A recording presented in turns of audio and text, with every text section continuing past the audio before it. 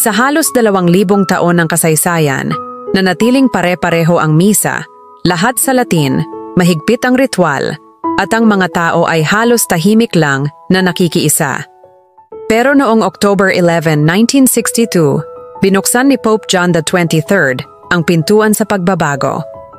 Tinawag niya itong Second Vatican Council, isang pagtitipon ng mahigit 2,000 obispo mula sa iba't ibang panig ng mundo.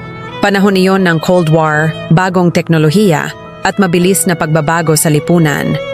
Alam ni Pope John, kung hindi magbabago ang simbahan, mapag-iiwanan ito ng mundo. At para sa Santo Papa, kailangan ding sumabay ng simbahan.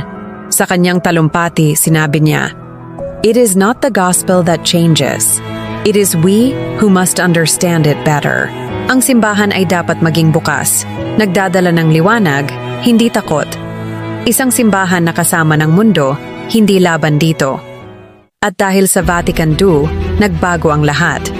Naging sa wika na natin ang misa, lumawak ang papel ng mga karaniwang tao sa simbahan, at mas lumakas ang panawagan para sa pagkakaisa ng lahat ng Kristiyano.